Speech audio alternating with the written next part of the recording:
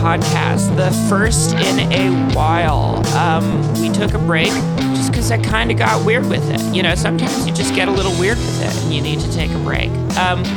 But today I'm joined by a good friend, met her online, reviews video games, excellent. It's Casey Explosion, everyone. How are you, Casey? Hello. I'm all right. How are you doing? Well, you know, we were talking earlier before recording about this freaking winter weather. It's getting to me. You know, I'm getting stir crazy. You know, how's it over there in Ireland? Wet. Cold, wet, miserable, and double wet. Oh my God. And hence that necessitates, you know, the insular lives that we lead, these lives of insular fantasies that we lead on Discords and whatnot. Have you been Discording it? A lot. Just playing games with friends and chatting and things, and just not being outside much. I mean, but that's your bread and butter, though. Is the games, you know, and how's that been going for you? You know, recently with these games. That's been going pretty all right. I've since last year doing something that I've been planning to do for ages, which was starting a YouTube channel and doing that as well, because people know me from the Twitches and the live streaming, and now I'm on YouTube as well.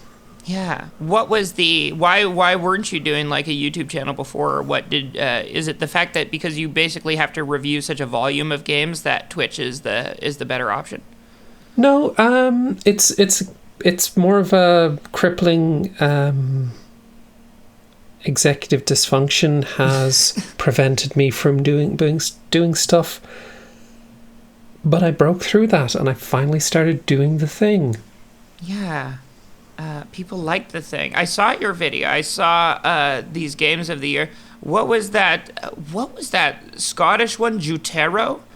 Jutero. That looked so freaking charming. I want to get on. You know, thank you for alerting me to that. Tell me more about Jutero.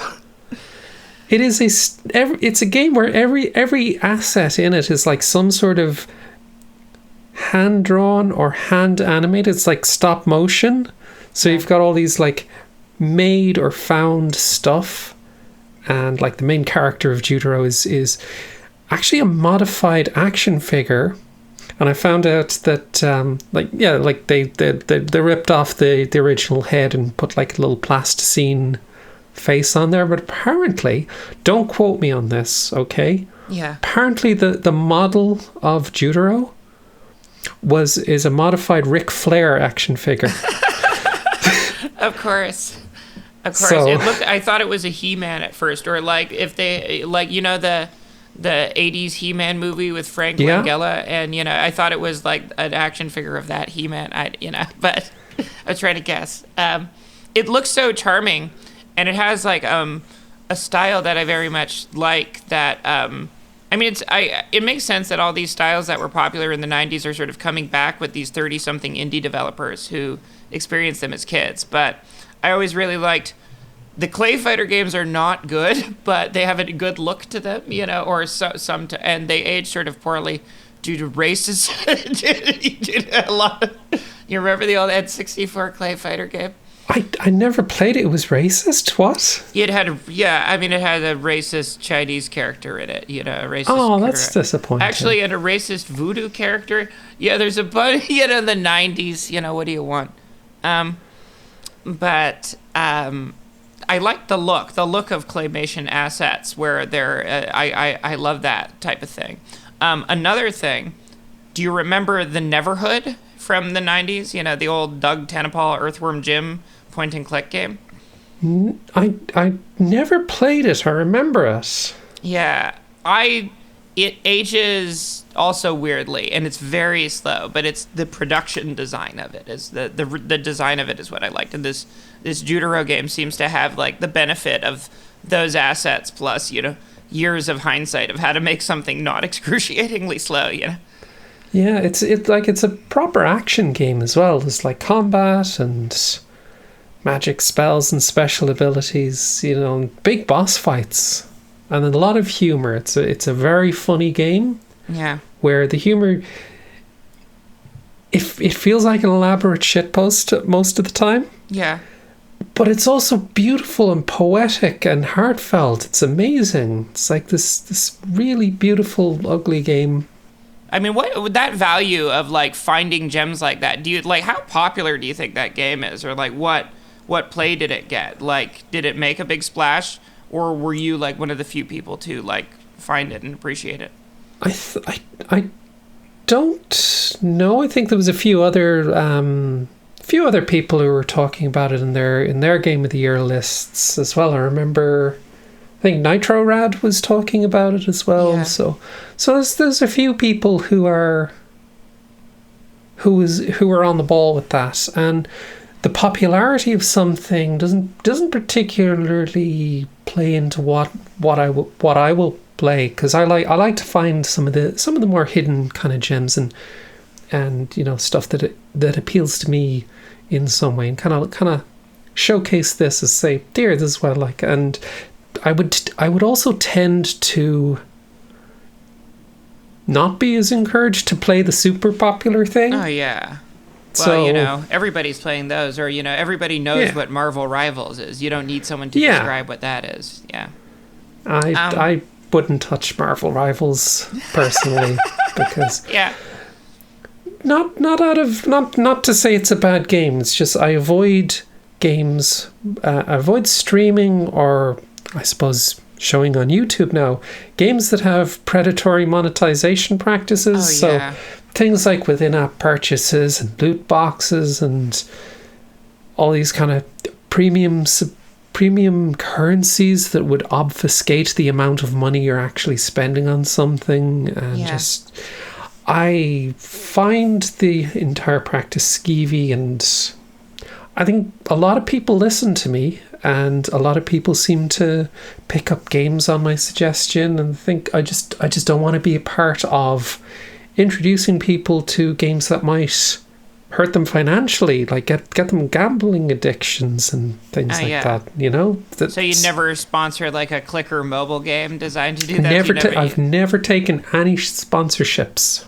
Ever. Hell yeah, that rules. But people will, you know, they'll send you review copies of the game, but that's not like a sponsorship. But you'll always you make sure to say, you know, this person sent me this in a video as disclosure. I think I'm very vocal about that as well, because what I find is a lot of people would be listening to a video or listening to a stream and not giving it their full attention. So if you have like little disclosures, people might not notice. So I'm always saying, like, loudly, clearly, telling people, hey, I got this from the publisher. That way, like, if you're playing a game and listening to me play a game on a second screen, you're not going to miss the disclosure. So yes, I think there's, you know, one issue which binds us all, and that is ethics in games journalism. Which is, oh God, I was thinking about that the other day. And it's like a pretty common refrain amongst people that came up, you know, in this like media hellscape, in this late YouTube media hellscape, in this. But you really think about how a lot of this current right-wing clown fascist movement, so many of the tropes come from Gamergate, like, and you've been streaming game stuff since then, right? You know, or how long have you been doing it? Probably a good 10 years. Yeah. Did you? I mean, was there sort of like a need to react to that, like extreme right-wing content you tended to find with the games community, or was it just you were doing what you liked doing? There was no like moral compunction or anything behind it. There was a bit. I felt that a lot of the streamers that I'd see at the time were very kind of very high energy, kind of aggro, and that didn't particularly appeal to me. So I was like, I kind of wanted to do something that was a little more relaxing, a little more chill, and to have like build this little space where a lot more LGBT and marginalized people wouldn't have to come in and worry about somebody screaming slurs during the game of Call of Duty or whatever. And so I seem to just build up this little community where, you know, it's a nice chill time. We're having a nice relaxing gaming time. Yeah, as opposed to the aggro. I mean, it's funny because that's what a lot of Gamergate was built on, anger towards the idea that you could have a chill side with game, or that there could be like this inclusivity, or even that the game that they were reacting to, like Depression Quest, right, was this game about like this free sadness game and vulnerability, and, you know, trying to connect to people on an emotional level besides this competitive head-cutting competition, you know. Yeah, it's changed quite a bit. There's a lot more chill streamers now, a lot more kind of relaxing kind of thing going on. Yeah. It's nice to like have seen that change happens over time. I mean, you end up with like a million Dark Side Phils, and, you know, I think you get a reaction to it, you know. Dark Side Phil is just the tip of the iceberg or whatever. I barely know about I think that so many people just wanted to do the angry video game nerd thing. Oh yeah, you're right. This game is a bunch of poopy ass sticks. You know, that's Aaron Hansen doing angry video game nerd. Yeah, that format, that hater format, is such like is so popular. It I mean, because you don't seem to do that sort of reveling, and I don't think I could have pictured you coming out with like worst games of the year. Would you ever do like a worst games list? That doesn't seem like that's within your wheelhouse. I think that one of the problems there is I just haven't played many bad games. So here I am. I had to shave down my list of best games to just 12. Yeah. And some honorable mentions as well, and there were so many I had to like really concentrate it down to just a few. But if I was to do a worst game of the year video, there's only really one bad game that I played, and it's like the worst game of 2024. Yeah. Concord.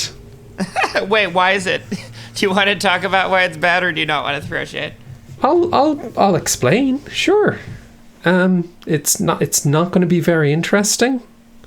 I played a little bit of Concord during the open beta, and what happened was, this is a multiplayer hero shooter. This was 5v5 or 6v6. I can't, kind of like Overwatch.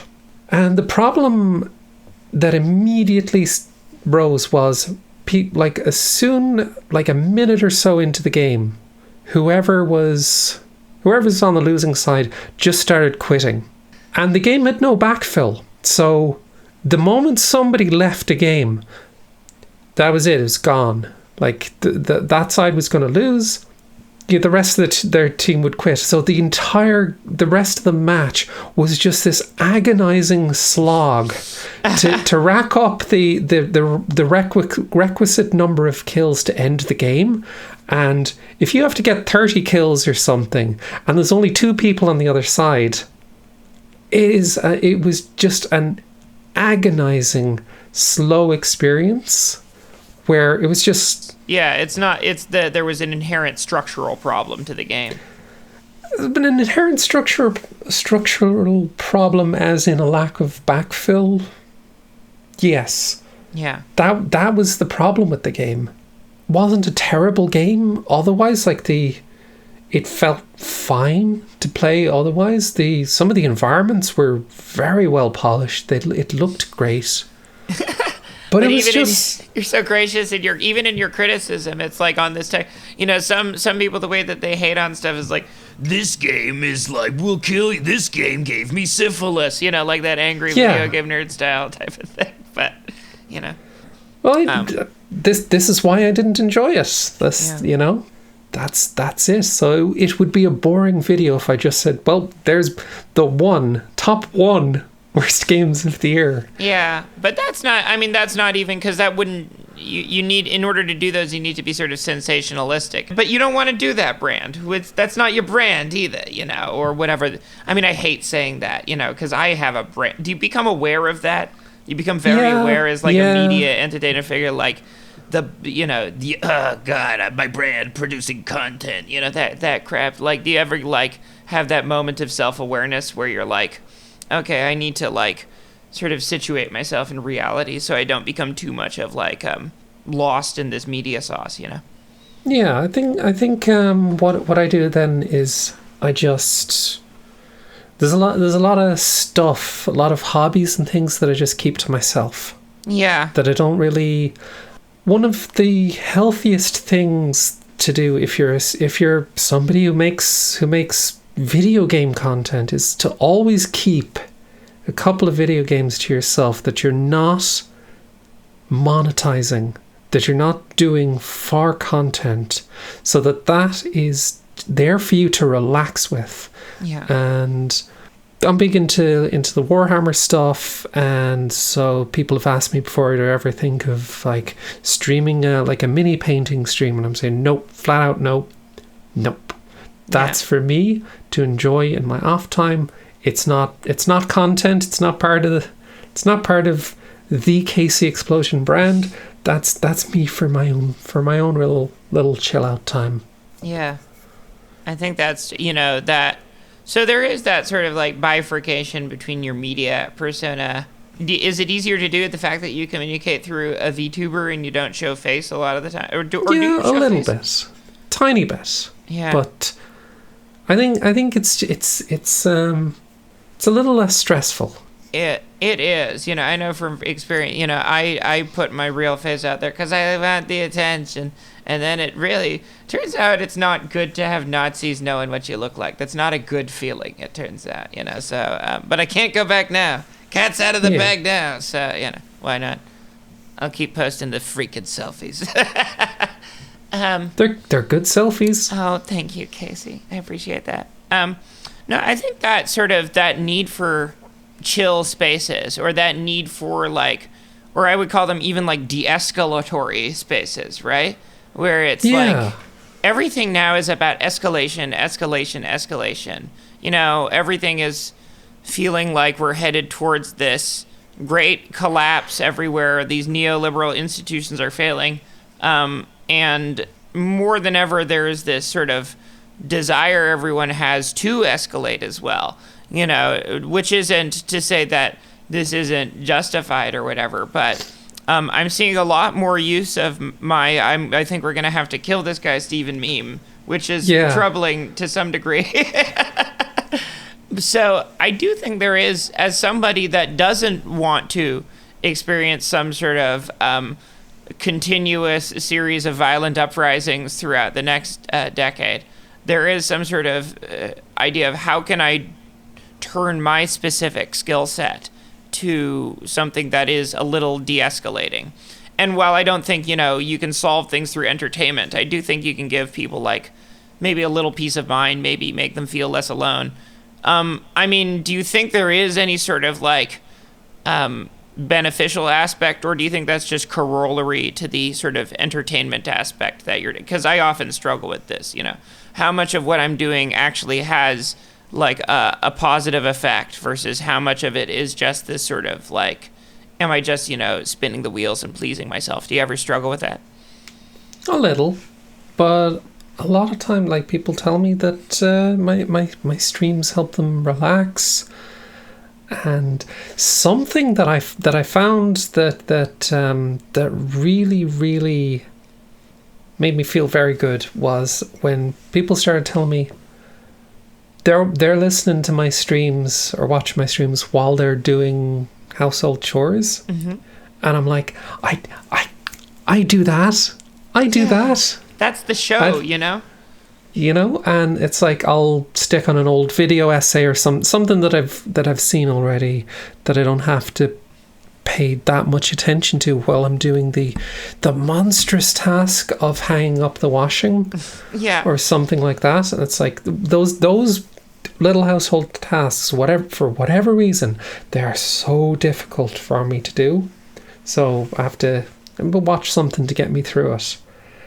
And I find that, like, if somebody's telling me, hey, I'm getting this done while listening to you, and I'm like, yes, No, that's the show. It's like the greatest compliment I've ever received, someone said they once hung up one of my cartoons in their office, on their office wall, and I was like, yeah, that's exactly where it should be. That's exactly where it should be, you know? And I feel like if you've made it to the doing chores state, that's like the show for streaming. You know, it's like people want you in their life because they find some sort of their brain is soothed by you. And that's such a like high compliment. It's like, yes, your brain, the scatterness in my brain, your calming Irish voice, your sweet calming Irish voice is getting to it. You know? But I think finding utility in art is sort of madness always, right? Because it's like, I mean, that's the other thing about like art games art. Sometimes do you ever like ask yourself that question just as a troll to yourself? You know, the Roger Ebert question, like, are games art? Obviously they are, because all human endeavor. But sometimes you like to entertain that philosophical that idea that can something with a goal in mind be art, or can something, that can be played, or is there a quality to video games that make them less than art? Certainly I would call something like Marvel Rivals.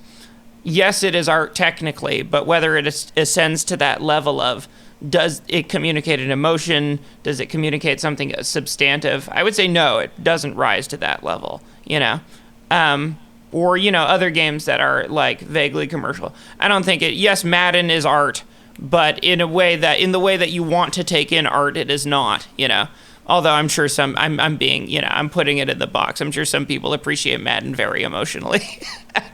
I don't know. Do you like ask yourself that question? Is there like a line, especially with like commercial, like monetized games? Can that ruin a game's artistic value as well?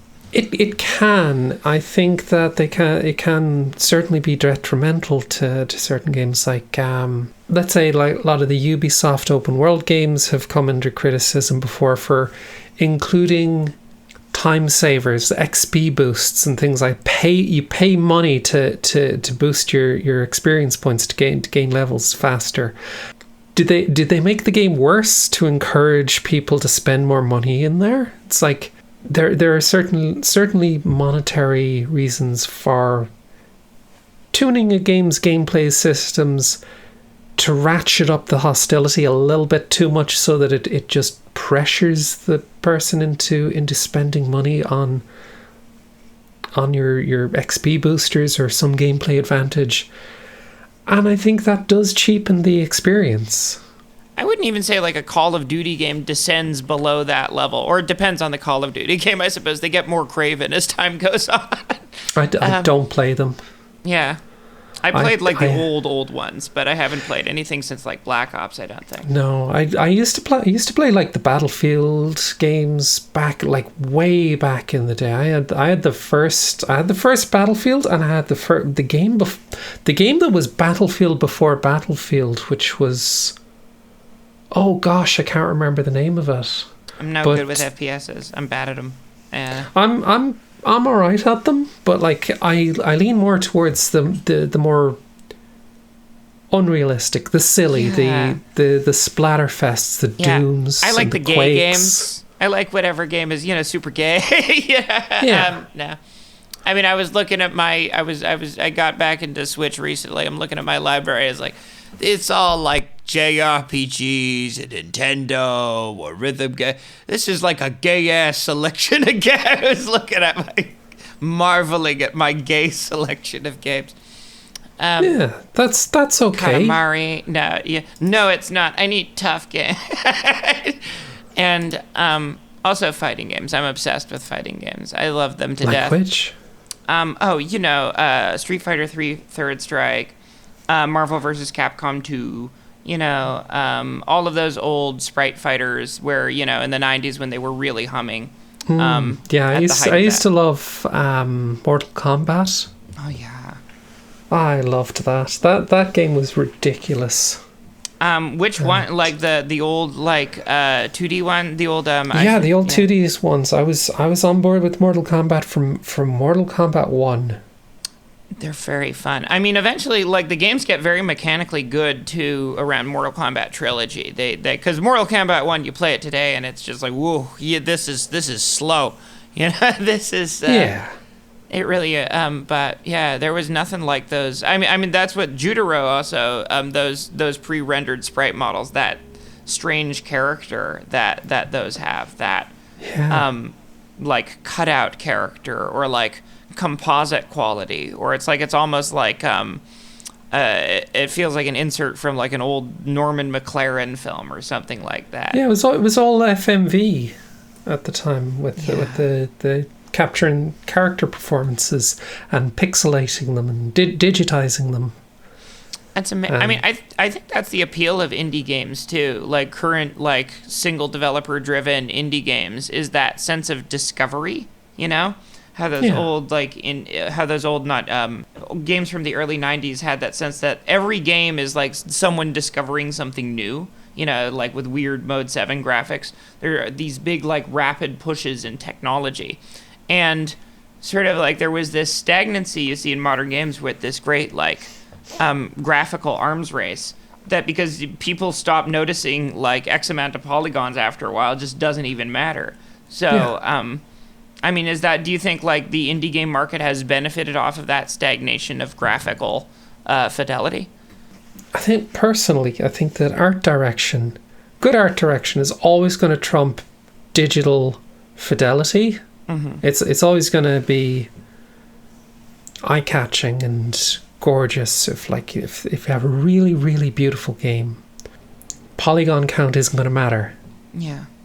And I remember one of the most visually impressive games that I'd played recently was Ghost of Tsushima.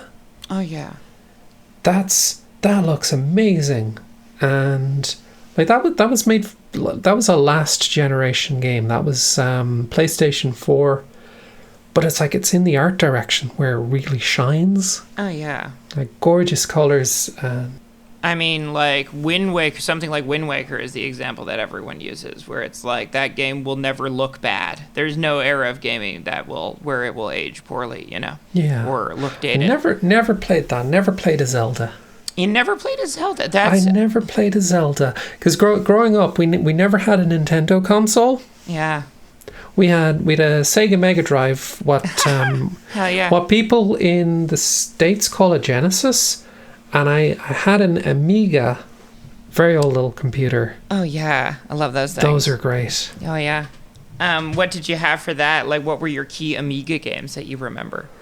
I was obsessed with Syndicate and Cannon Fodder. Do you ever play Cannon Fodder? What were those ones? They're little strategy games where like you'll guide your little squad of guys around the maps and they'll shoot things. Cannon Fodder had this amazing soundtrack, an amazing theme tune. It's just brilliant.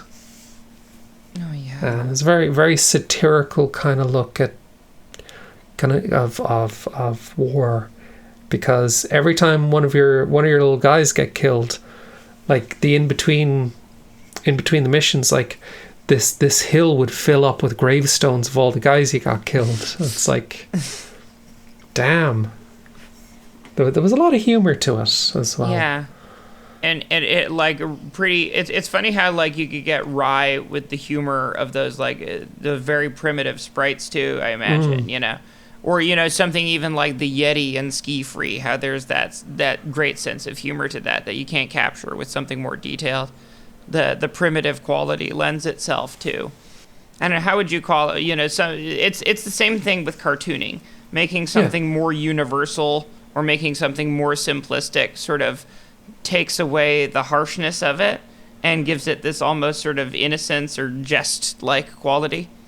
So especially with older games, when there is less of less focus on graphical fidelity, a lot of limitations of the hardware at the time, it would leave things looking a little vague and kind of left it up to the player's imagination to fill in the blanks. Yeah. And I think with a lot of those old horror games from the PS1 especially, they were so creepy because your mind would fill in the blanks a little Yeah, I mean, yeah, those. I mean, the other game from your list. I mean, there was tons of games that really captured me. Mouth-washing game I really want to play. But Crow County, is that what it was called? Crow Country. Yeah, think. the one that looked like it had the pre-rendered Resident Evil-y or like Final Fantasy 7-ish backgrounds, but you could do it in like full 3D. That was like that. I smacked but it still has that same quality where, because it's these primitive models, you still can imprint a lot of like your own imagination onto this world, which gives it that mystical, dreamlike, sort of Lynchian liminal space quality. So that's where I think things a lot of retro styles can benefit. Just let the player imagine.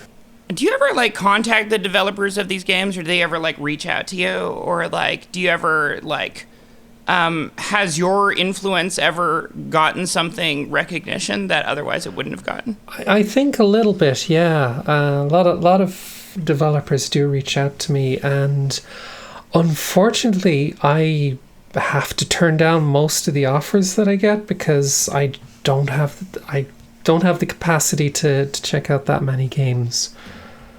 And I remember the developers of Crow Country.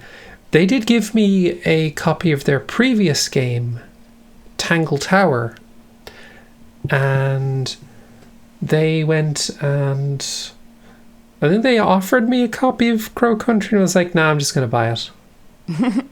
There you go. I do tend to do that sometimes, for the reasoning that if I buy a game and I don't get around to playing it, that's on me.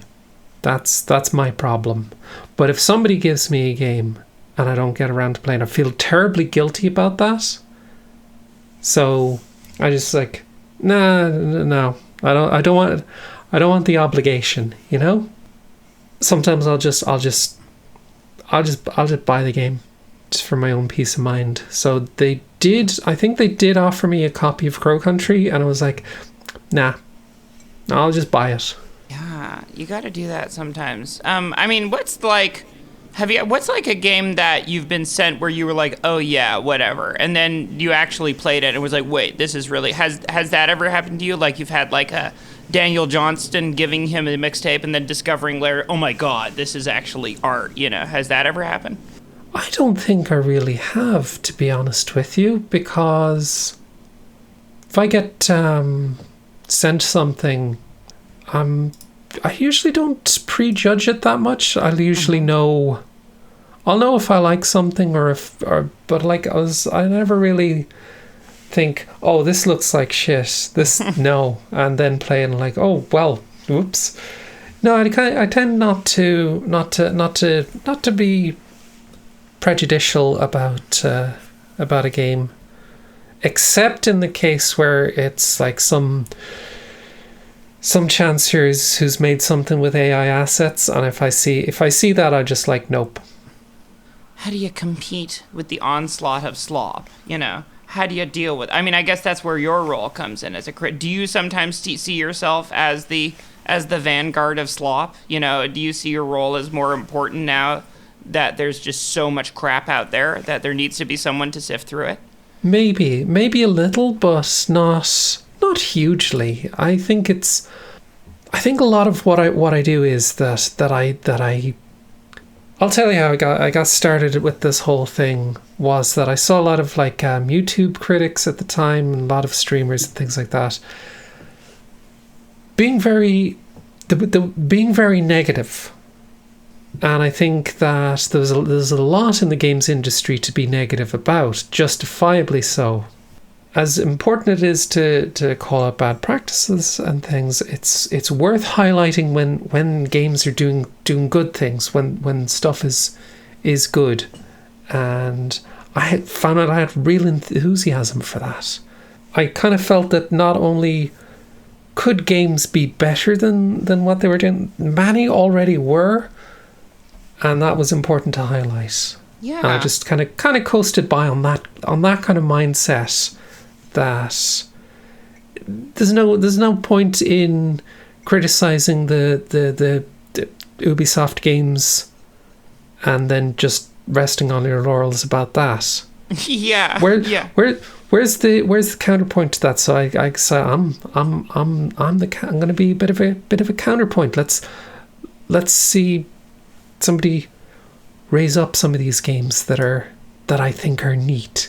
Yeah. I think one of the biggest compliments I can give a game is saying it's neat. And I don't know what it was. Somebody pointed out to me, I know it's good if you say it's neat. No, well, because it has that thing where, like, that mechanically interesting thing that a good game has that just makes you go, isn't that neat? I like that. Yeah. Isn't that neat? You know, I had that with certain Legos. You know, I got to do a big Lego thing, you know, for a while. Oh, what you get? Oh, you know, just everything. You know, I had to stop eventually because I hit rock bottom. You know, my rock bottom was getting the Stranger Things Lego, a show I do not care about in any way, and that I actually considered the nadir of culture. But I got the Lego, a nigh $300 investment because it was mechanically interesting, I suppose. I said to myself, and then I built it, and then it just collected dust on my shelf for a while, and I saw the rotting of Stranger Things. You know, it's rotting. I have a couple of Legos right on my shelf above my head right now. I've got an Optimus Prime Lego. Oh hell yeah! And the tall neck from Horizon Zero Dawn. Oh yeah, those things are the big great, giraffe robot with the saucer head. I love those. Oh yeah, I love my Legos. I mean I had so many though, like too many. Like I still have like a dozen. I have the Simpsons house Lego, which is my prized possession. I have some of the old modular buildings. Those are the only two I have right now. Yeah. Like I had a lot of Lego when I was a kid, and they are somewhere. They are definitely somewhere. They exist somewhere. Yeah, I don't know where. A certain bacterium that is unique to Lego, called Legoscus, that like toxoplasmosis in cats, just makes you want more Legos. You know. I mean, it was that thing with Legos where you snap them together, or you find some sort of interesting technique with it, and you go, "Oh, isn't that neat?" Because it's like, I mean, with any art, it's like that iteration on something that you already know. Or, did you never played it? Did you play like Super Mario Odyssey? Nope, I never played in Mario either. You never played a Mario. Never played a Mario. I never. If it was on a Nintendo console, I never played it. I was aware of it. Yeah. And so, like growing up, we had. Then in my teen years, we had the PlayStation. Yeah. So. And then after the PlayStation went PC, so that's kind of where I'm at. And Nintendo should port their games to PC. They should port their games to PC once they do that. I'll play them, but but you know, I mean, I'm sure you've just seen them. How like they're good at developing those little mechanically interesting things, or those little, you know. I think what makes a good platformer. Or even something like what to you is like I'm trying to think of something that's like a really good indie platformer. Celeste?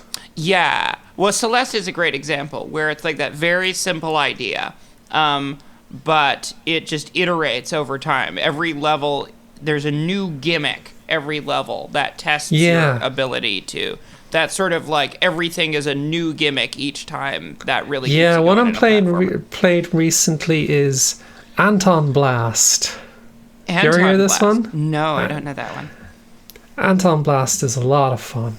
And you get this... You're this guy, Anton, and the devil steals all his whiskey, and you have to go chase him down. And so you're running around these levels and smashing through everything. And each stage is like they introduce something new, some new movement ability, some new challenge, and the new level's all about that. Like there's one there that is, it's a pinball level, and you get inside this giant pinball at one point in the level, and then it just turns into pinball. You're using the pinball flippers to bounce the ball around with you inside of it. That's great. Neat. That's a very Sonic-y idea. That's a very And to me, it's like I I'm the type of sicko that likes JRPGs and whatnot.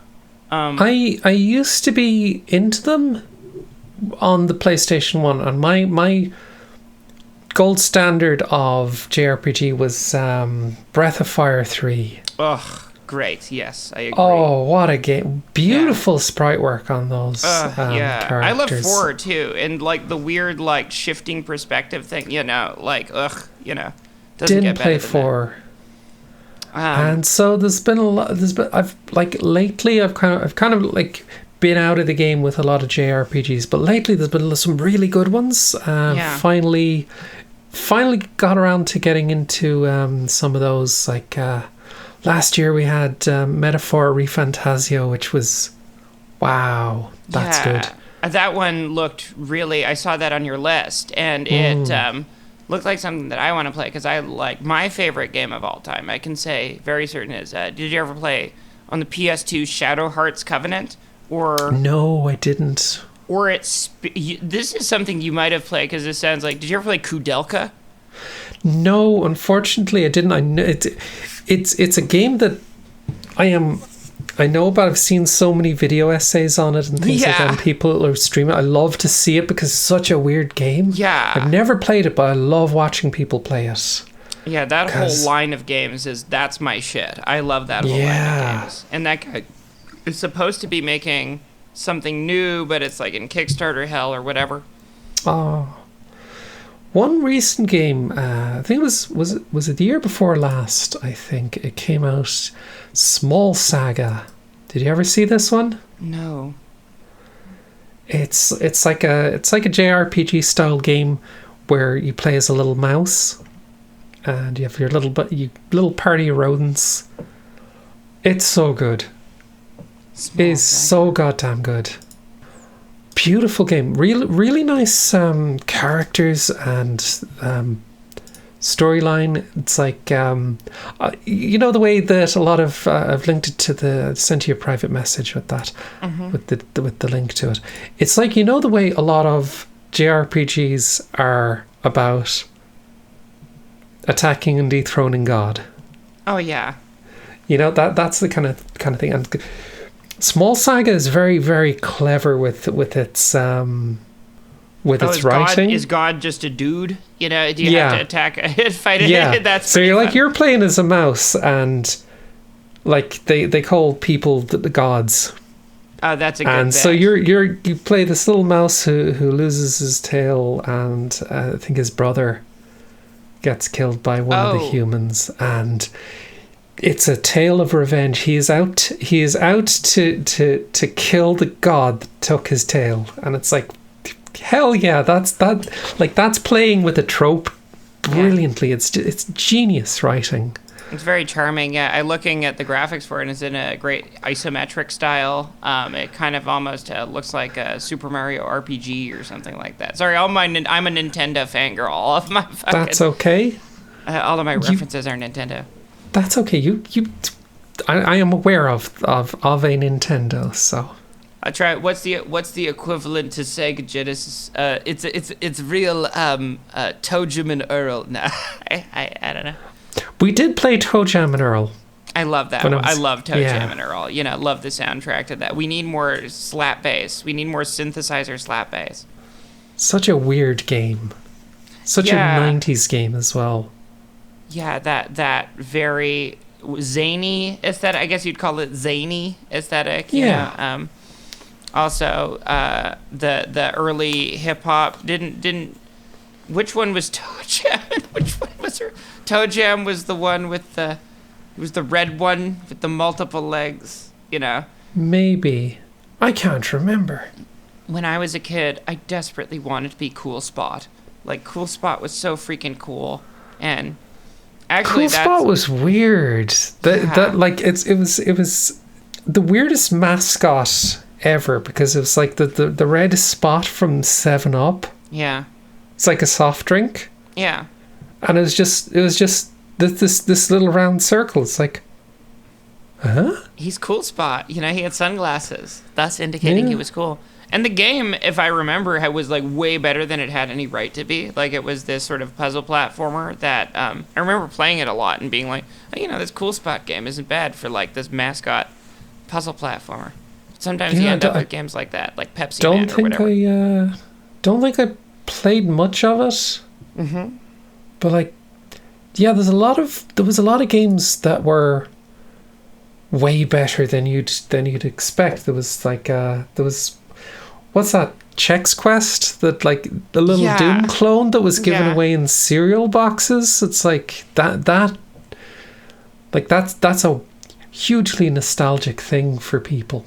Absolutely. Well, someone put real love into that. Someone put real effort into that parody, which is why it sort of shines, you know. I mean, I think that's something beautiful when someone is given this sort of like bullshit assignment, but they like do it way better at it. They do it really good anyway. Yeah. Or something that's better than it has any right to be. I'm sure there's an answer to this. There's some definitive answer. Like, what is the shittiest license to the best game? You know, like some like terrible '90s property, like The Last Action Hero or something. I like The Last Action Hero, but I love The Last Action Hero, like the movie, or was there a game? There was. I'm sure. I definitely sure there was like a tie-in, like Hudson Soft Takara game for it or something like that. No, I like that movie. I shouldn't talk smack about that movie because I like it. But it is a great movie that I think people just at the time did not get. Yeah, people don't want a postmodern Arnold. They want a modern Arnold. They want an Arnold. We can't have this postmodernist Arnold. This without narratives. You know, this is Jordan Peterson getting mad at The Last Action Hero for not being like. This is unlike Commando, which is about a man. You know, it is about the line that the anima. The feminine aspect, he's called John Matrix. Matrix, meaning mother. Yeah, sorry. I lapse into Petersonisms occasionally. No, I find him fascinating. He's a terrible person, but a very, very easy to make fun of. Yes. He's got that Kermit the Frog warbling Canadian voice, and it's great. Well, it's not really that great, but he says funny stuff. I mean, the line that I keep repeating to myself over and over again is, "Oh, well, I'm Jewish, so this is funny to me because Jews get like exoticized all the time. When it's funny because like I'm stupid and shit, I'm dumb, like what are you talking about?" So he says, a Jewish man came up to me in the street, and he called me rabbi, and. This is where he starts breaking down, like in tears in the video, like he always says. And I thought to myself, well, that's a hell of a thing. And that's what he always says. Well, that's a hell of a thing. Oh, my God. I mean, it's so funny that, like, like ground zero for this anti-trans stuff is Toronto, That's where Blanchard comes from. That's where Peterson comes from. I don't know. How is it in Ireland? How is the tenor for that in Ireland in general? A bit nervous because we have it all right, but there's a lot of like agitation online, and like people will.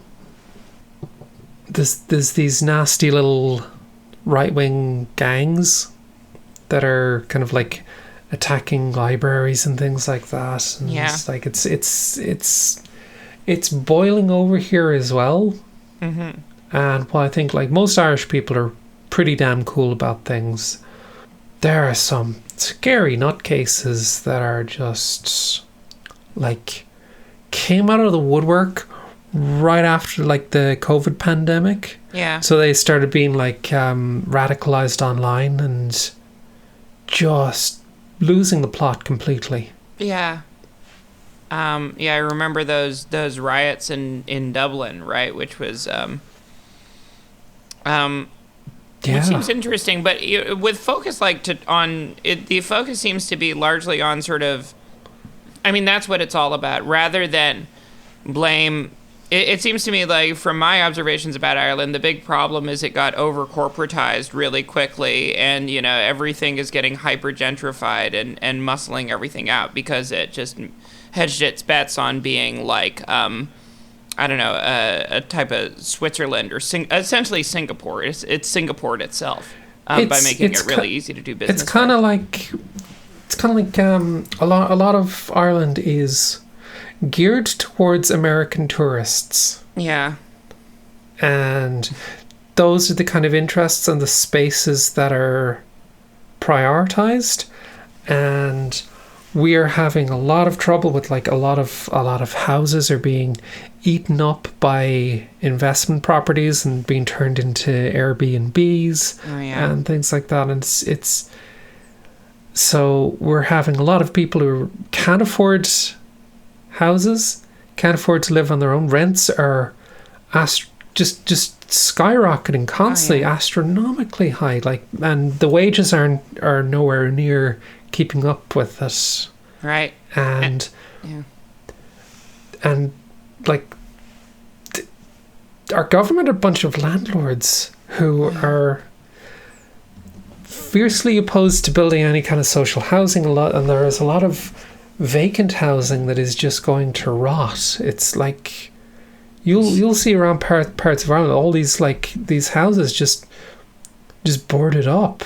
Yeah. Just left to rot, and a lot of people are moving back in with their parents, moving out of cities, and it's like local scenes just being hollowed out for stuff that appeals to American tourists. Yeah.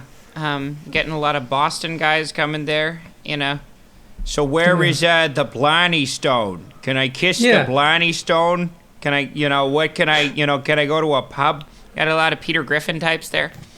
A little, like, and most for the most part, a lot of American tourists, they're grand, they're fine. Yeah. It's the problem isn't them specifically. It's like everything being catered to them at the expense of local populations, and what the online right has kind of grabbed onto is the idea that all of the problems in Ireland, it's the fault of them immigrants.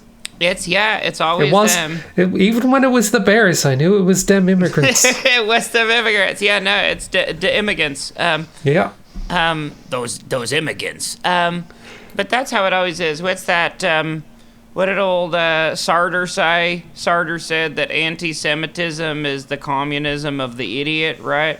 Where it's like, the real problem, the enemy is capitalist, but you can't accept that, right? Because you're dumb. So it's like, you have to, you pick on the person who you actually have some modicum of power over, or who you can actually, like, hurt in a very meaningful way, which is this person ultimately more powerless than you. I mean, it seems like Ireland doesn't have as much as its neighbor, the UK, doesn't have as much of that turf island instinct in it. Is there, or am I wrong? There is unfortunately a bit of that as well, because some of the newspapers and things in Ireland as well. It's not as severe, but we get a lot of the UK press as well over here, and TV stations as well. So, like, we do get a lot of that secondhand. Sure. And our politicians aren't great either. There's some dickheads there. Like, who hasn't experienced terrible politicians? It's the one thing like that is universal around the world. Like, our guys suck. Yeah. Are yours? Yep, our guys suck too. I mean, Canada is like, it's funny you were describing Ireland as like, oh, all this vacant housing and wages are stagnant, inflation's out of control. And it's like, yeah, that's us too. Are you describing my country right now? It's the exact same. And it's still, although one of the unprecedented effects of the Trump tariffs was that socially it feels as if the heat has been taken off trans people a little, because there's now this like much greater economic problem that Canada has been forced to face, and we have a much greater enemy now than trans people, which is Americans, which is so there's been, I mean, I don't think markedly there's still that microscope of focus on trans people, which I think is interesting, because why are we the fulcrum of destiny now? You know, I keep asking myself that question. And I think it's because we're small enough that like we can, and there's some sort of like question about the aspect of identity that we are this very easily bullyable group, or this supposed cultural enemy for people to rally around, by virtue of, you know, the smallness and the supposed esoteric nature of being trans. But I don't know. Do you have any idea for why, you know, the zeitgeist is pivoting around us? Seeing it happen in real time was the whole debate on marriage equality. As soon as it looked like all those right-wing organizations, these evangelical groups, as soon as they saw which way the wind was turning on that, they dropped that issue, and then just started going after trans people. And I think a lot of people found that they could make a career out of transphobia. Yeah. That it was quite a lucrative career, and they would get picked up as these very serious people, and who prized their ignorance over knowledge and science, and, you know, scientific and medical understanding, and people's lived experiences and their own knowledge.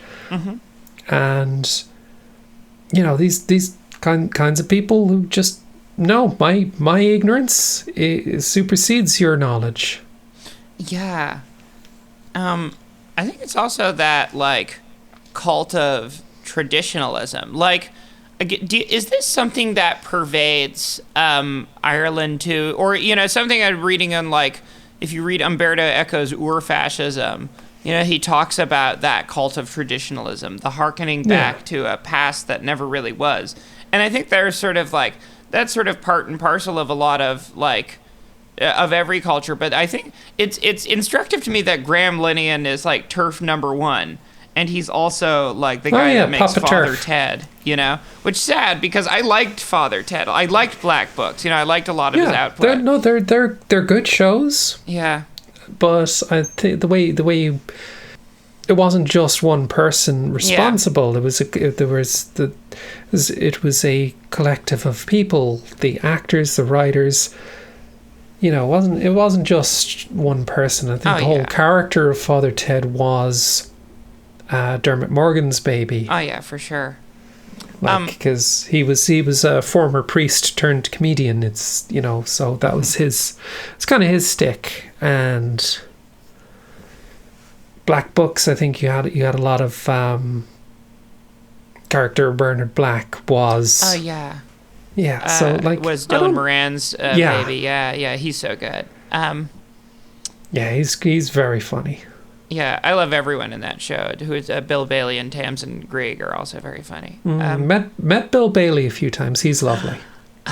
Oh my God, Jelly. He's so great. That thing.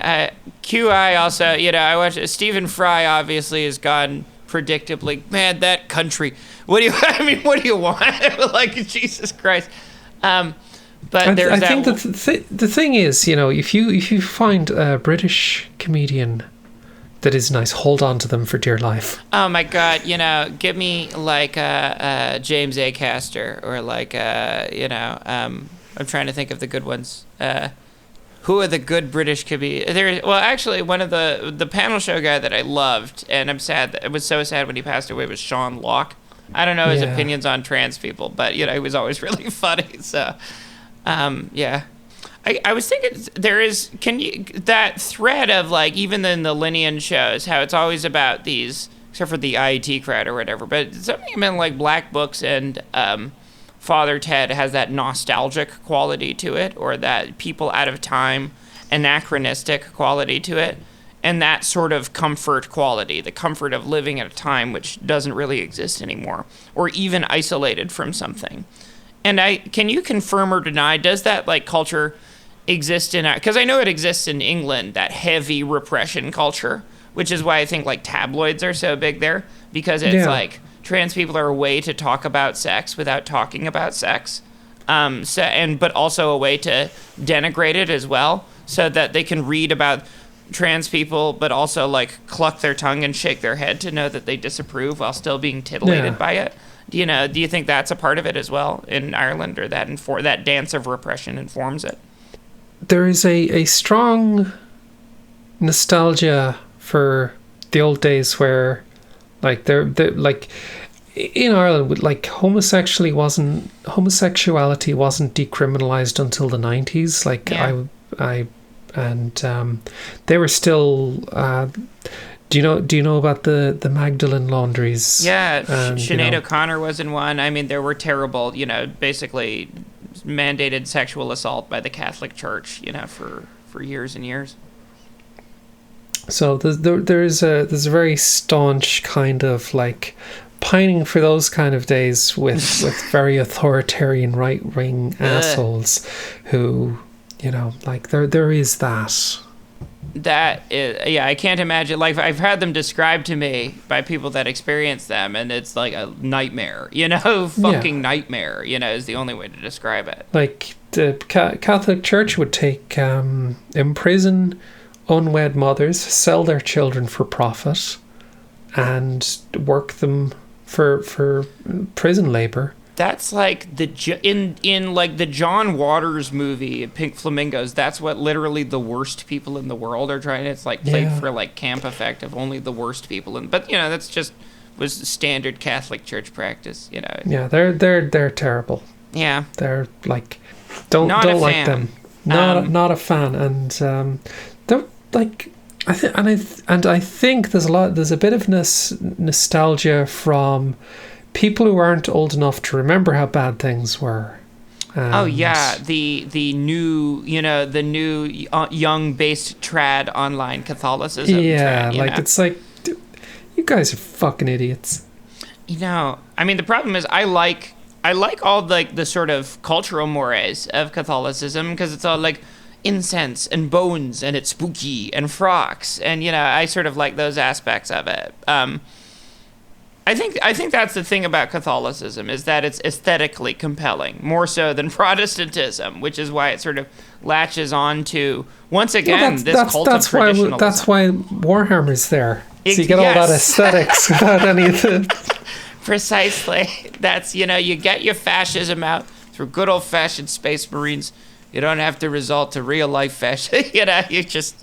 I mean, I do think there is, you talk about the value of art. That is the value of recreation, of like getting those thoughts out within like this safe space, so that you don't have to manifest them in real life. I mean, do you think video games at their best have that pacifying, like a good type of pacifying quality? Not like a mollifying quality that makes you dead to the world, but something that maybe even at its best would make you reconsider doing something more drastic. I don't know. I think that, like, I'm big into horror. I don't know, do you know this? I love horror movies. I love a lot of horror games lately, and was a big fan of Resident Evil. And the funny thing is, I am in real life, I'm the most squeamish person to exist. I cannot stand the sight of blood. I scare so easy. I am nervous as hell, but for whatever reason, I'd love to be scared in a safe environment where they can experience the scary thing without any kind of danger, and I find that very, very calming and very relaxing and kind of cathartic. So, like, I absolutely squicked the hell out at the sight of blood in real life, but like, you show me a game where things are going crazy with jibs everywhere, and it's splattering all over the place, and there's that comic exaggeration to it, and I'm having a blast then. Yeah, I mean, it comes down to that simplification again. That sort of like, it's okay in a controlled environment, or experiencing this in a controlled environment sort of, in a way, prepares you for the much more uncontrolled aspect of the world around you, you know?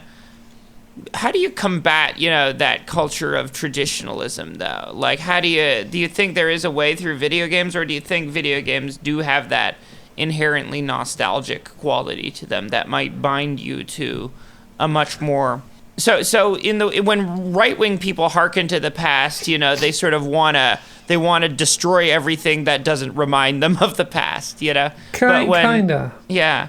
But I think there's also, like, when left-wing people, like, hearken to the past, there is that sort of, what it produces in us is this sort of inaction, as opposed to, you know, anything else, or this sort of, like, don't you wish we could go back to the 90s vaporwave quality? I don't know, because I was alive in the 90s, and I remember the 90s, and in Ireland especially, there was a lot of, like, actual censorship. Yeah.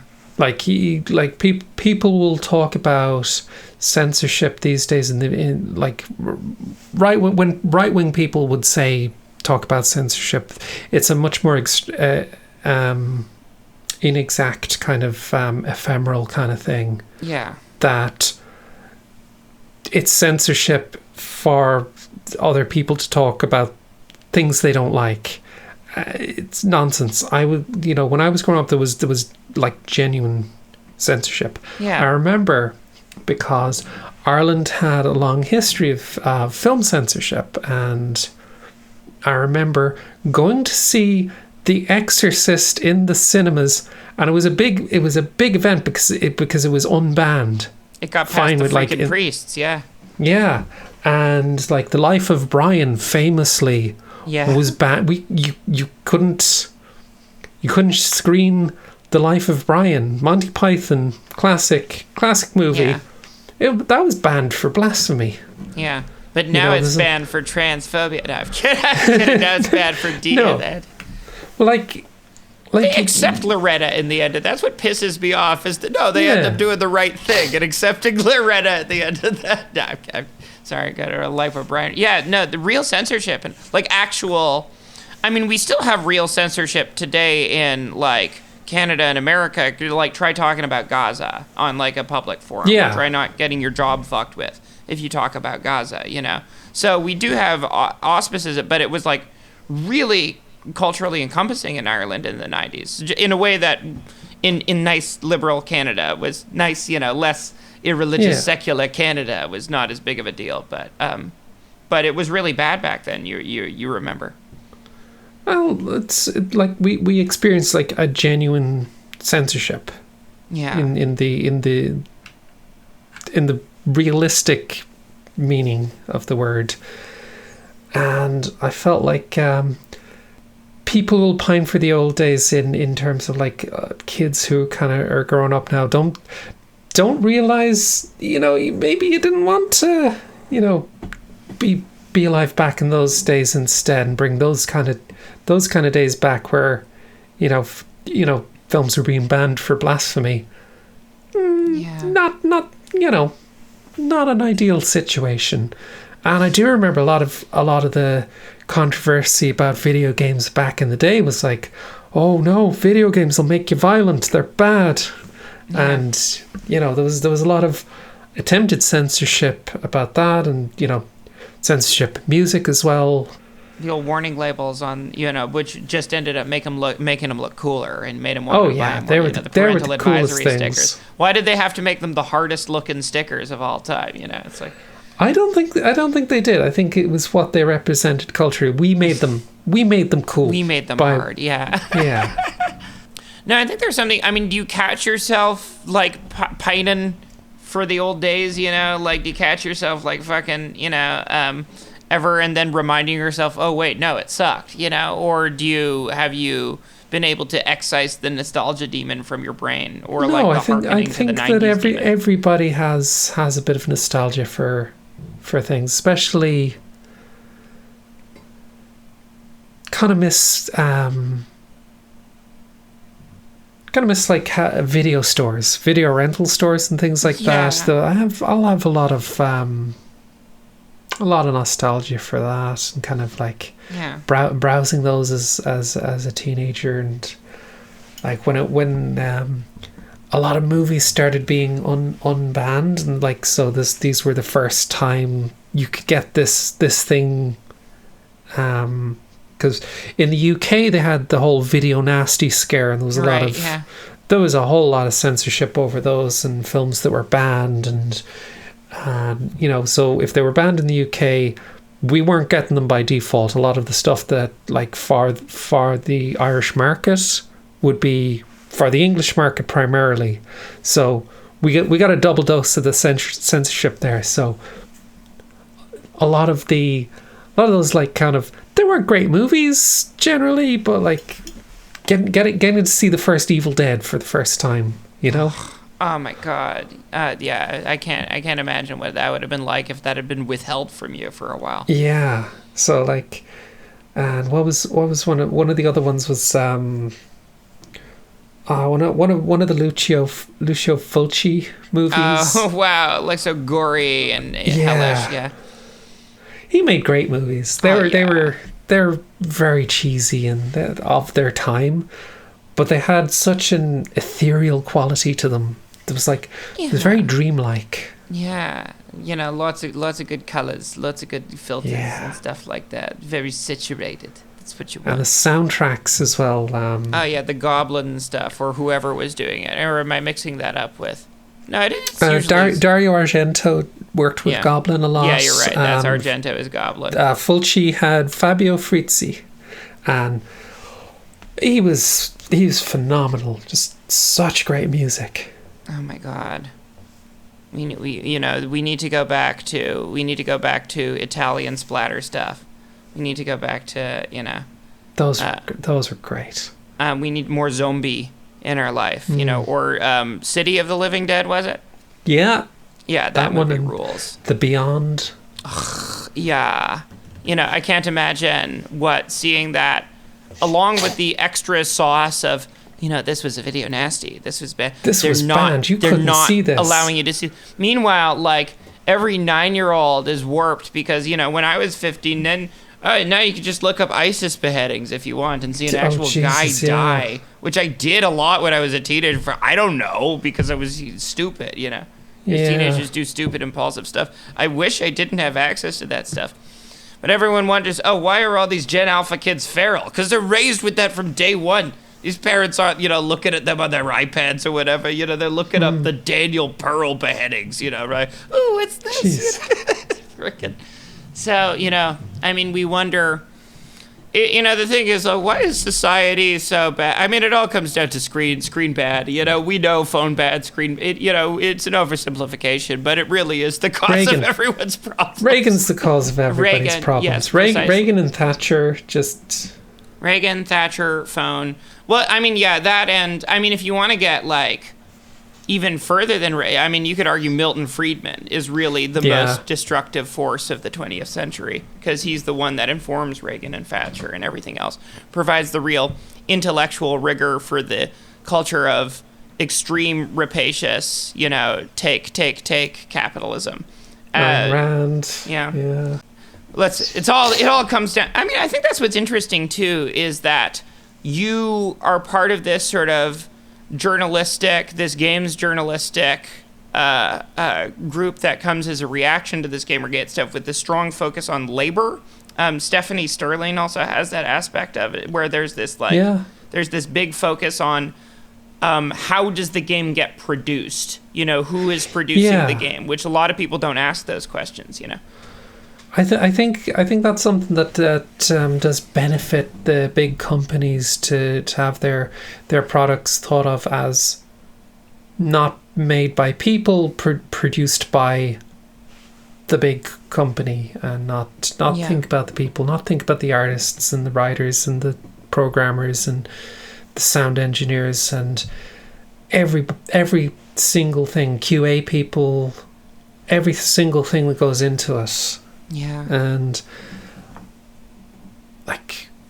now you've got a lot of the indie games where it's just like it's made by a handful of people, and they're kind of, you know, people know about some of the like Toby Fox doing Undertale, you know, that kind of a thing. I mean, it's funny because like people talk about death of the author more than ever now, just because like auteurism and branding and parasociality has all gotten... I gotta just interject for a second. When you mentioned Gamergate, and now you're talking about death of the author, and I think I remember some Gamergate weirdo thinking that somebody who said death of the author was making a death threat, and it's like, you know, it's like, Jesus, how old are you?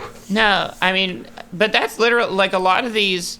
And a lot of like the even like current repercussions of Gamergate, all the Grum stuff is like these people that really can only think about stuff on one level, like they're really only operating on that one level, you know? I mean, which is why you cover games that, you know, a lot of them obviously and self-evidently defy the Roger Ebert assumption that games aren't art because they don't convey anything emotional, because they do have that. Okay, I think whatever aspect, Grums is making isn't art because there isn't a game there. And I think he's been scamming people, saying that he will make a game. He's not doing it, and I think a lot of the more kind of culture war bullpucky that he's engaging it is kind of like that is going to be used as justification after the fact when he doesn't deliver, and he's like, I've been spending eight years and I'm trying to sell skins for something that doesn't exist. Yes. DEI and I think a lot of made the game not work, you know. It's like well, I tried to make the game, but the wokes wouldn't let me. You know, it's kind of like the game the wokes won't let you see. Yeah. Like, no, it's like it's a scam. Don't give him money. I mean, I think that's a lot of, like, I'm waiting for somebody to actually make, like, an anti-woke game that's actually, no, it's actually, like, really good. You know, it's anti-woke, but it's actually, like, fucking good. You know, I don't think that's going to happen. You know, there's too many goddamn queers in the games industry for that to happen. You know, I think you're alienating all the best developers if you do that now. Yeah, I mean, that kind of is true. But I think a lot of the animus behind that kind of Gamergate crap was the idea that these guys who felt like they were good at games and they enjoyed that they weren't getting the cultural kind of approval based on that they felt like the games journalist was sort of like stolen valor. Yeah. It's like, that's no, it's not, it's ridiculous. Yeah. It's like Elon Musk has gone, you know, blah blah blah, games journalism bad. You know, he's throwing his oar in there, and he's faking being a gamer. Like, yeah, we all saw his Elden Ring build. Yeah. He's fake gamer, fucking fake ass gamer bitch. You know, casual, filthy. And I don't think there's really that much truth to you know, the idea of a fake gamer, but him, he's definitely the outlier there, paying somebody to level his characters for him. Yeah. And yeah, he's just like, so there's this sentiment of jealousy that these journalists and things, they have access, they're getting the games from the companies and getting to interview people and talk to people, and it's like there is a sense that they've been wronged. I think by that they've been denied a position where somebody else has who is probably better at talking to the developers than them, getting to interview them, things like that. Yeah. It's like, it's a different skill set, but like they good at game, and as such, they want to have that prestige as well. Yeah. So I feel there's a resentment there that fuels a lot of it. I think you're absolutely... Well, because it's like we live in an entertainment culture, right? Or we live in a culture where... And I know people have it towards me, like, this... And I don't want to call it, like, jealousy because, people are jealous or envious. But no, I have a bunch of numbers next to my name on the internet, and people understand that translates to cultural purchase. And entertainment is one of the few ways you can sort of, like, jump classes nowadays. So it's like, if people see you making it, especially to the, or people see you with any sort of, like, cultural purchase on the internet, people will assume, oh, you only got there because of, you've been accelerated, because it's what they desperately want, and they think that they should have it too. Yeah. And I recognize, and I that's because I was like that too. If I saw somebody who had, who was doing well, or, who had that sense of thing, I would try and, I would take it personally for some reason, this instant comparison of like what. But I think it's that also like dovetails with the inherent misogyny too, because it's like, games were the one thing I had as a dude, and like now you girls get whatever you want, and you get all the sex you want, and now you want games too. That was my thing. I think there was that thing too, where it was like this jealousy, this idea that women, you saw that with Red Pill, like, what did they call it again? Like hypergamous or whatever. You remember all that stuff, the idea that women have more, social, in general, they have more social abilities, or people will come to them, or they're more prized by society. So like, and men are sort of discardable because, that classic, like, incels, like, I can't get pussy, I hate women, I like, fuck them, so it's like the idea that they're taking the thing that defines you in lieu of your inability to pursue them romantically is frustrating, and there was like a reaction to that as well. Yeah, I guess that's part of it as well, but like that kind of incel kind of thing, I think that's... I'm very cynical about that whole thing, because that came up with a lot of the sort of pickup artistry, that kind of tracks to me. That's like, well, all these kind of pickup artists and influencers who've just kind of like popped up, and kind of tracks pretty closely to the whole incel movement as well. Yeah. So it's like, if you were a cynical person, it's me, I'm cynical, people. Hello. Yeah. I would think that, people like the Andrew Tates of this world are giving people purposely terrible dating advice so that they get rejected. And what am I doing wrong? I have to pay for more lessons from pickup artistry McBullshit, and go to dating college, Tate University or whatever, and get more terrible advice and pay more money. I think a lot of people into that whole incel kind of thing, it's like they're being scammed as well, and it's damaging them.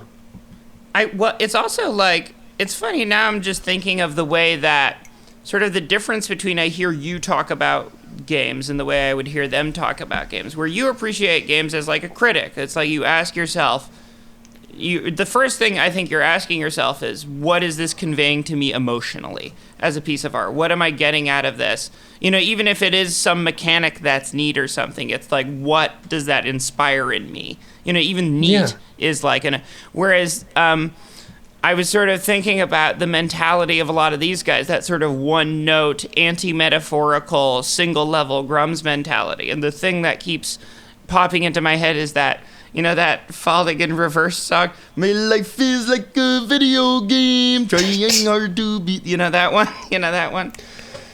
I do unfortunately know that one, but there was also like talking about Grums.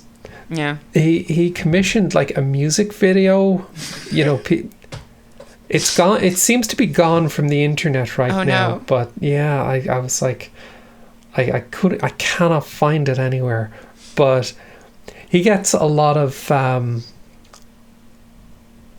shade thrown at him for the Firefall bus. Yeah. But he also spent a load of that company's money on other bullshit, like producing these crappy music videos. And it's like, oh God, this is embarrassing. And you're just making me remember that. My life feels like a video game. That song gets stuck in my head a lot. Unfortunately, I don't know it's associated the one TikTok of the guy, for lack of a better term, soy facing. I don't want to beat up on the guy, but it's like, there within the lyrics embedded in that song, and do you know anything about Falling in Reverse and Ronnie Radke and the guy that sings that song?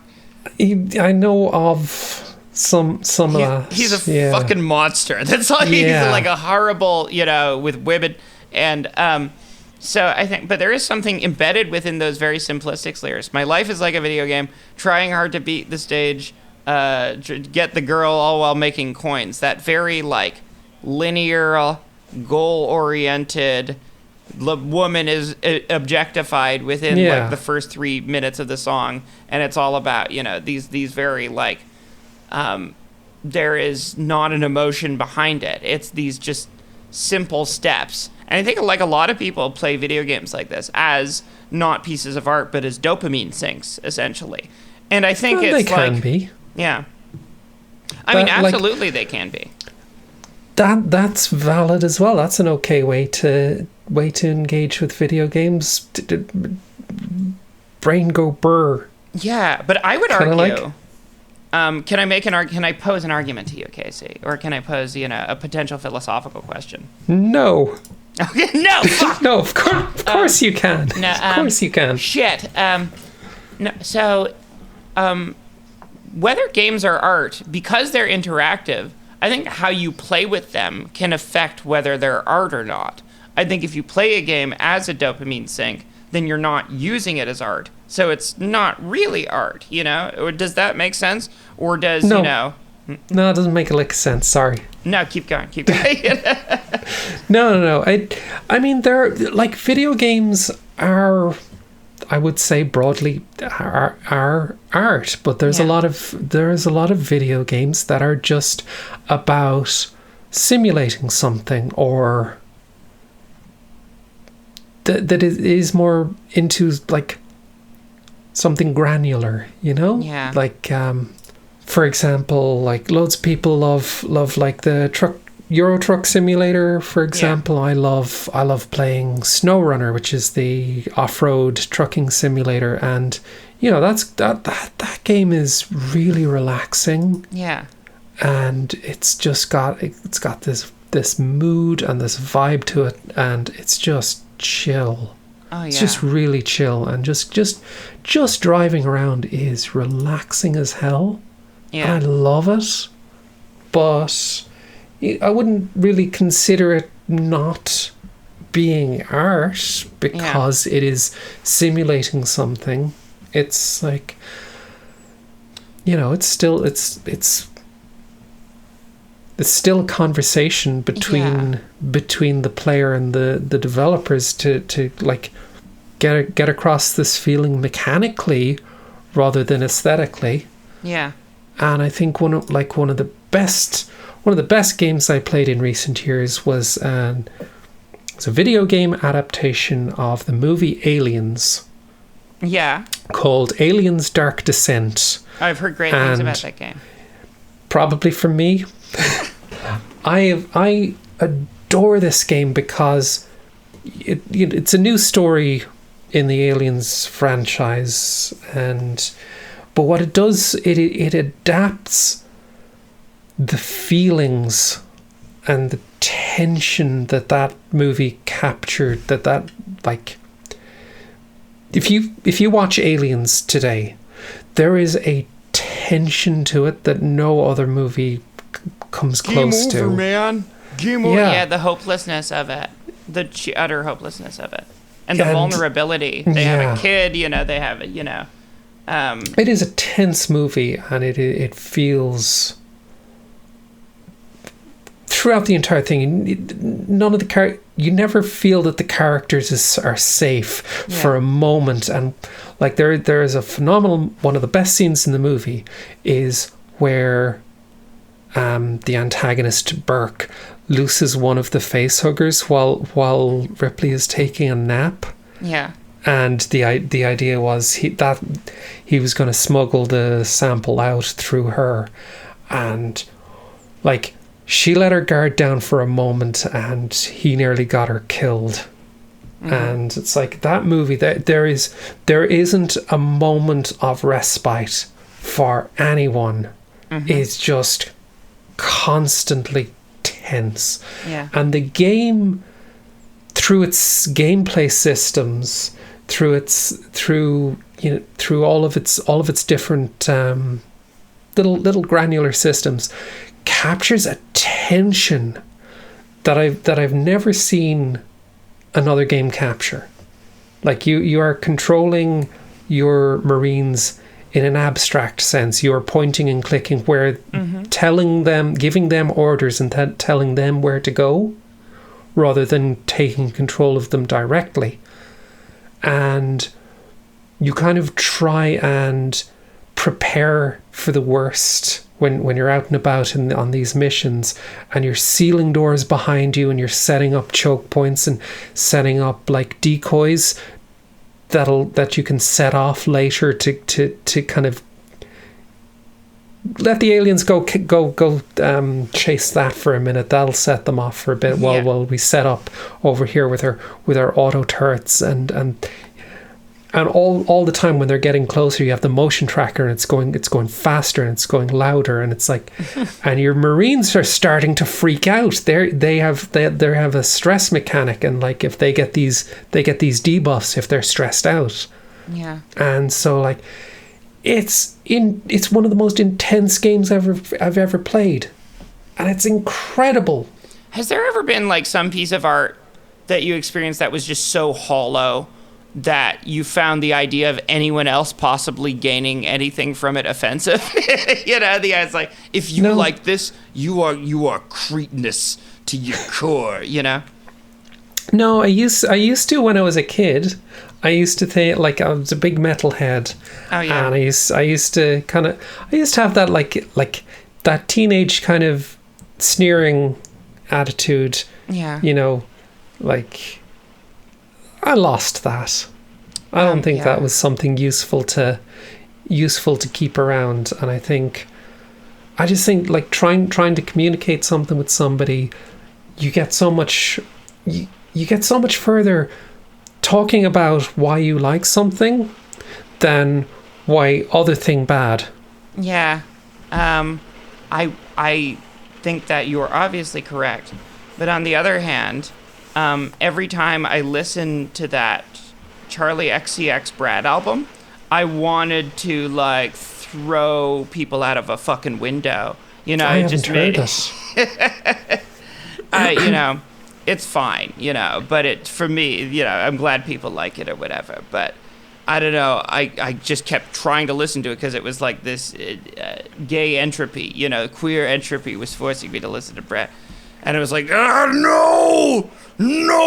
Every time it produced this visceral reaction of dislike in me, such that I couldn't, like, understand what anybody else saw in it, and was actively angry at people that promoted it. Which is the wrong attitude, to be sure. I don't get that. Nah, like, that's because you're nice, because you're a good person. You're not a petty ass. No, I'm not. I'm okay. I'm an alright person. But like it's I can't really think of anything that like really offends my sensibilities. And I think that's, you know, why I like so much stuff. Yeah. I think it's always good to appreciate low art as well, you know? Oh yeah, for sure. Like even if it's not amazing, you can find something to like somewhere. And you know, it's kind of very amusing to me that like a lot of the horror movies I like would be fairly highbrow kind of things. I love one of my favorite movies is Audition. Oh, I love Audition. Freaking great. Such a good movie. Like what, the freaking sack? You gotta forget about it, you know. The freaking sack. Yeah. Terrifying. And you know, I like a lot of these kind of more what I would consider probably a bit more highbrow. But sure, yeah. But I will watch just about anything and still have a good time with it. If there's something there that resonates with me, I will have a good time. I will watch all of the Chucky movies. Oh yeah. But I wouldn't even say those are low art. You know, that's got Brad Dourif. You know, God, doing that. Brad Dourif is. He is. You could listen to him doing anything if he's having fun, and he has fun with Chucky. Oh yeah. You cannot watch that movie and not get the sense that the people making this movie, they are having fun. They're having great fun, and I find something amazing about that. Even some of the ones that aren't as good. Yeah. Like people didn't particularly like Child's Play 3. Yeah. Or I think was it Seed of Chucky as well. Oh, I like that one, but that was disgusting and awful. Yeah, which is why I like it. You know? Was that the one with they had John Waters in it? That was the one with John Waters. Yeah, he got half as Jennifer Tilly as the.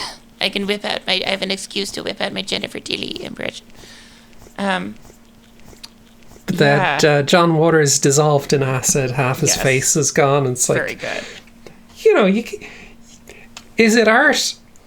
Hell yeah. Yeah, of course it's art. You know, well, Seed of Chucky is definitely art. I mean, that question is obviously it's rhetorical, right? What is art? Everything is art, you know. But I like asking it periodically because I think it is good to like evaluate. Like part of what makes art good and like what makes your sort of idiosyncratic criticism good is by creating these sort of arbitrary boundaries on what you consume or what you consider to be good. Because like you say, if you have this like truly expansive vision of criticism, then well, everything is good by virtue of the fact that a human made it and it's a document and you know, it's like it is valuable in that aspect. But when you actually practice that discerning taste thing, that becomes this game of setting these arbitrary boundaries, you know, and thus make it more idiosyncratic. And thus I find idiosyncrasy tends to provoke that sense of substance, that sense of great substance you get when you take in something and it has a great effect on you. I mean, that seems like the major quality that you tend to prize, or that I see in your videos, is that sense of, or that quality. Isn't it neat? That thing that provokes it. I haven't seen something like this before. You know, this has that novelty, that beautiful novelty to it. You know? Yeah, I think like my number one game of the year on that list was Crypt Master. Yeah, the spelling game. Yeah, there was nothing else like that. It's like an old school dungeon crawler, but it's a typing game. It's like a typing tutor. Like it's using typing as a mechanic in a way that, you know, if you're of a certain age, you would remember Typing of the Dead, where you know where. It was House of the Dead, but instead of, you know, having a light gun, you're typing words fast enough and getting accurate with your words to kind of shoot the zombies, and that thing was amazing. And Crypt Master then came along and was like, let's do our thing with words and typing, and it's genius. And there's like there is nothing else like it. So then the novelty of it, but also the inventiveness of so many different mechanics working around words, and there was a commitment to the bit, and they did they did it. It was stellar. I loved it. Oh, yeah. That's something that I really want to play after seeing your recommendation for. I mean, I want to play all the games you recommended, but that one looks like. I mean, it also has this great visual style. Yeah. There's been lots of, like, in terms of, like, even like 1 or 2 bit, like World of Horror, Obra Dinn, these last 10 years have been like great for stuff with that type of graphical fidelity. Those are great games. Yeah. Obra Dinn especially is just, what a game. And it's just neat. You know what I like about indie development too? Is it's that there's almost like this puzzle aspect, or like, how I always like how Roger Corman, those old Roger Corman films, is like, how do you make a picture for $500,000, and then you sell it, There's that ruthless thing of like, how do you... It's the perfect like mixture of commerce and art as well, because you have to come up with a concept that you can execute yourself. You might want to come up with something more grandiose or something, but literally it's like you need to think of something that the labor will allow you to do. And within the auspices of that, if you can do something really clever, then it's like very impressive, Yeah, definitely. Love that puzzle aspect. Casey, we've been talking for a long time now. And I don't want to keep... I'm sure you got many more games to review, but... can you give us your plugs and tell us where to find you? Casey Explosion on Twitch and YouTube now. And yeah, that's it. Blue Sky. I don't have too much to plug. Hell yeah. You've been at this consistent Twitch channel for a while. The sloth with the most off. I've been trying that. What's is there some sort of thing that rhymes with sloth? That is funny. The goth sloth. Are you a goth sloth? Yeah. Are you technically goth? Yeah. That big into Fields of the Nephilim and Sisters of Mercy. And you're goth. Oh. Yeah, you're goth. Oh my God, Casey, lovely having you. And Hey, before I head off, I got a great joke for you. Okay, give me your joke. Did you hear the one about the sloth? No, I didn't hear the one about the sloth. Never mind. Takes too long to get to the punchline.